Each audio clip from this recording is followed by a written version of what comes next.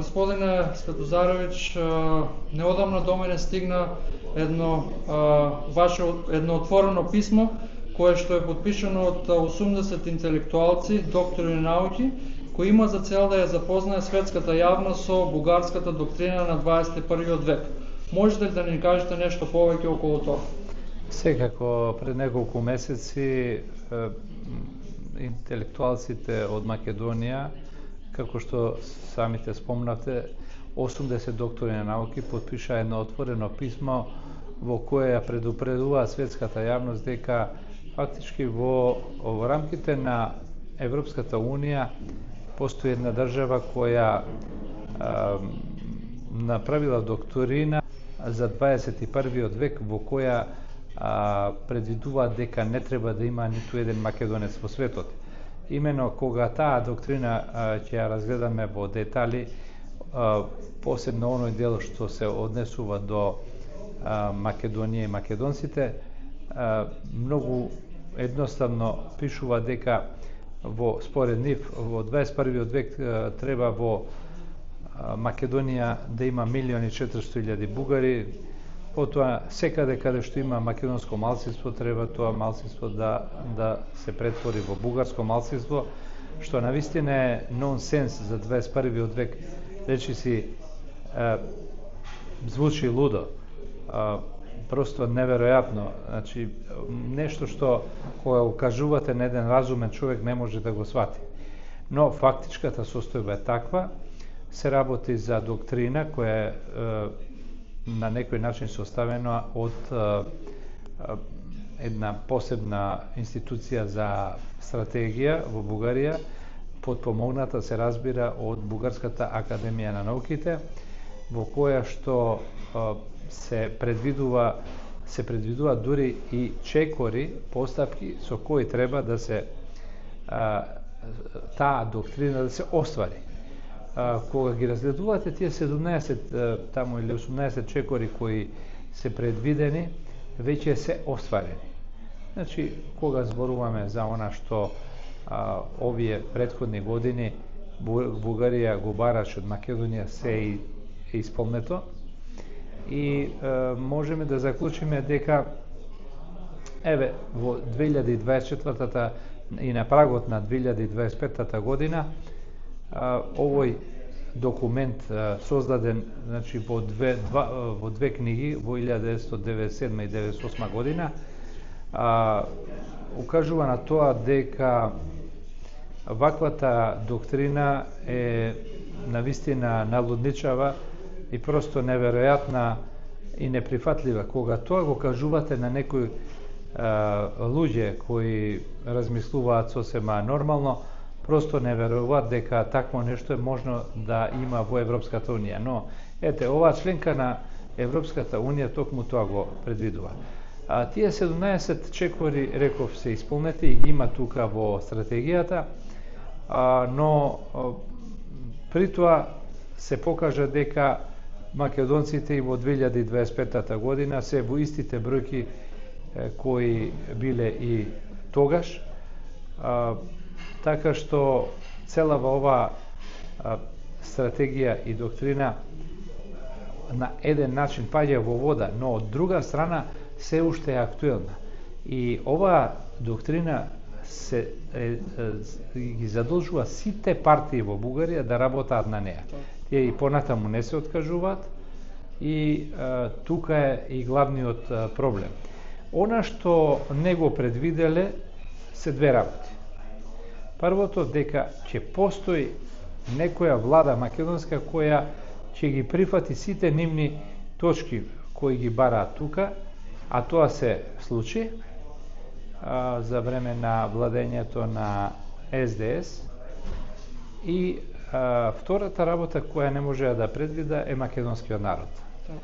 Тие фактички тука доживеа целосен пораз, затоа што не успеа, да речеме, освен некои поединци кои за некакви пари или некакви привилегии го прифатија тоа, другото воопшто и не се оствари.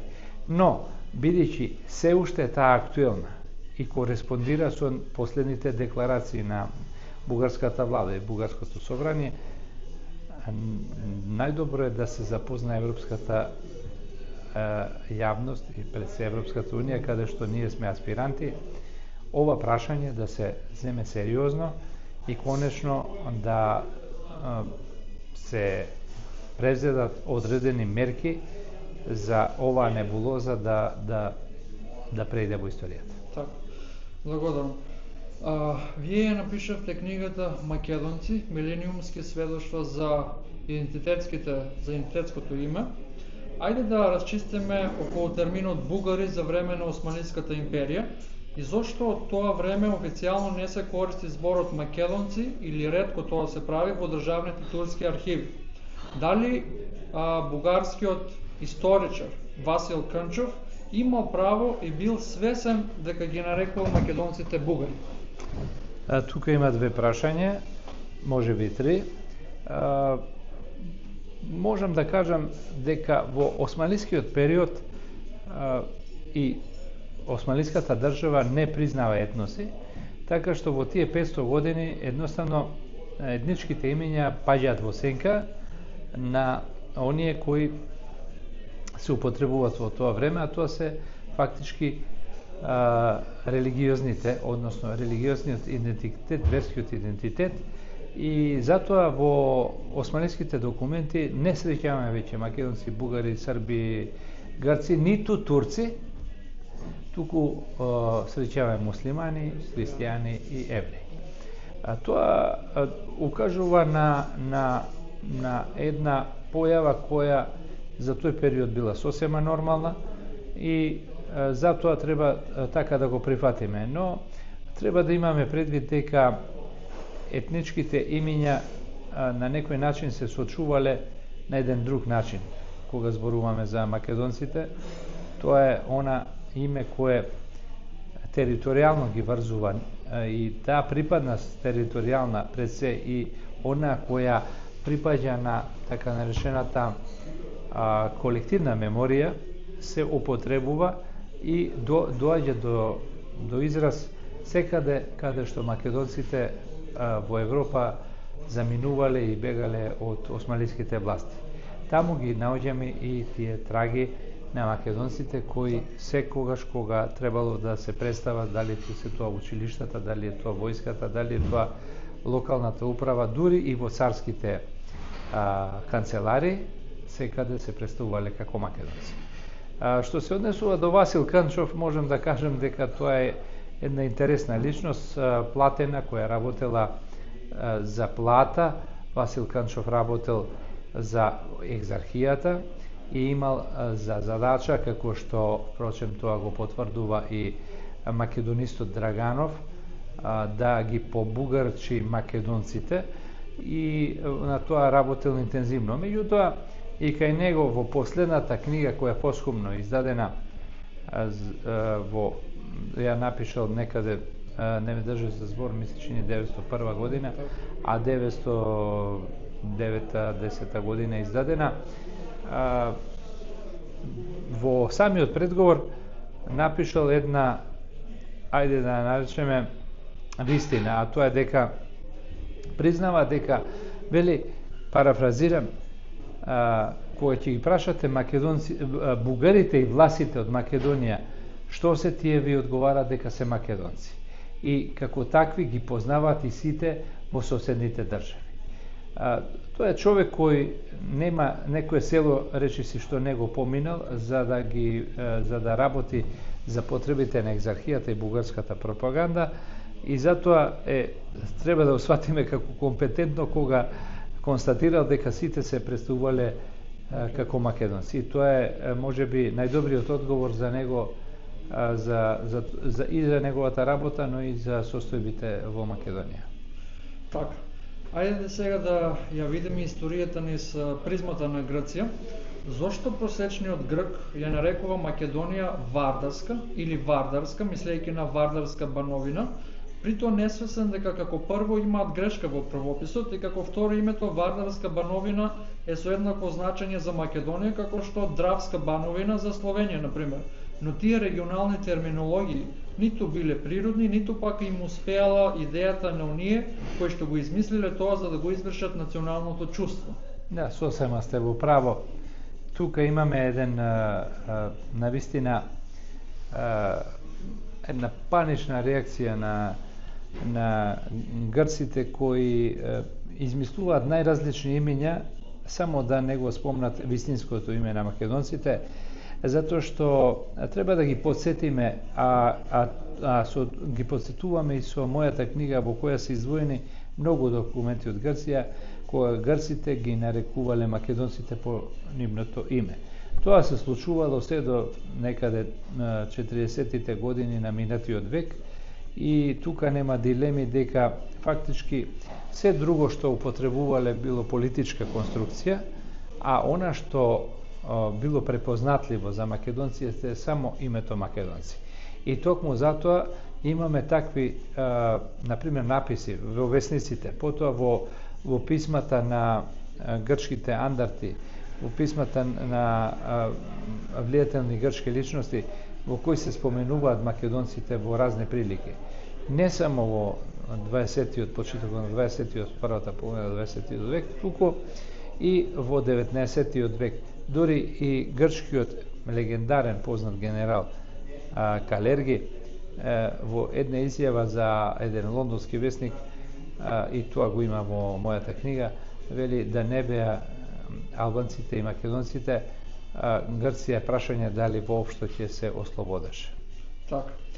Имате спомнато, мислам дека во вашата книга, дека меѓу 15 и 18 век ниту еден грк се нема нарекувано македонец. Спротивно на нашиот народ, кој е забележан како таков низ западните извори. Ајде малку повеќе околу тоа.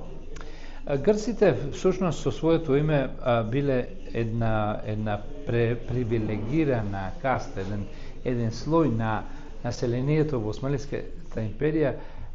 Со самото име грк тие обезбедувале една привилегирана позиција. Зошто? Затоа што секогаш тие биле оние кои биле преведувачи на турците, секогаш тие биле оние кои биле трговци меѓу Турција, Османлиската империја и западните држави.